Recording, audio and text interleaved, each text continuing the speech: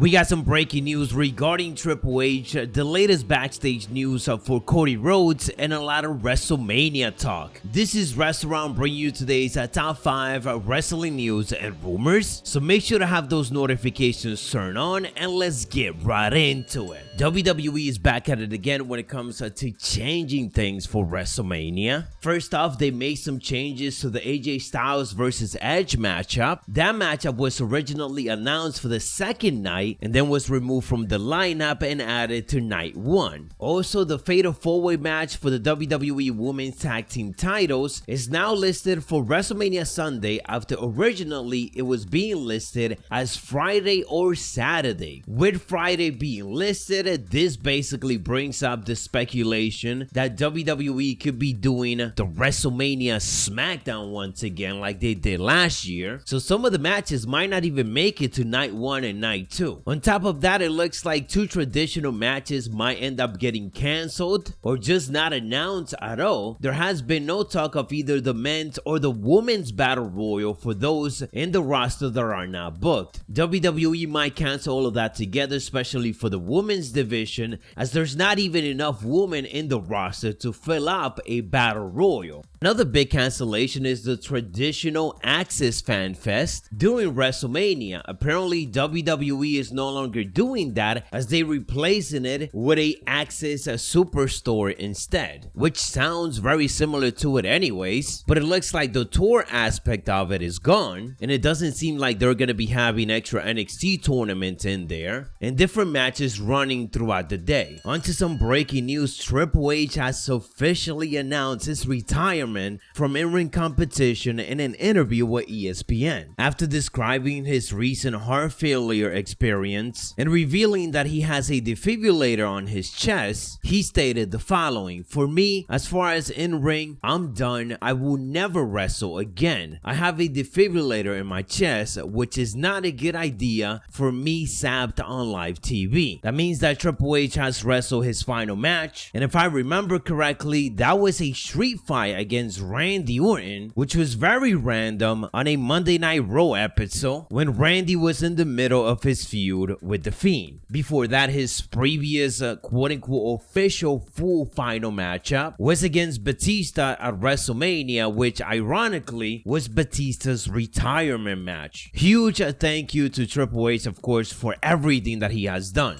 Onto some other news, it looks like WWE is interested on another young talent from AEW, that being Ethan Page. Ethan Page signed a contract extension with AEW late last year, but there is already interest in him from people in WWE. Andrew Zarian ended up reporting that they like Ethan Page's whole deal, as he is said to be super hyper talented. Obviously, it might not happen for a while. We might not see Ethan Page in WWE anytime soon, but just remember that for when that contract is coming up, he can now be added to that list of AEW superstars that WWE wants. In that list so far, we got Wardlow, the current champion Jay, and of course, probably the biggest one, MJF. Here's an interesting report. It looks like Veer is gonna be completely different when he does makes his re-debut on Monday Night Raw on the April 4th show. Veer has been wrestling on Main Event for months, but that is apparently not the version of the character that fans will see on Monday Night Raw on April 4th. They've also ended up indicating that it also looks like they are changing his original character. There are no words yet on what exactly his new look, his new gimmick is going to be, but whatever it is, it does look like Veer is going to be getting a push at least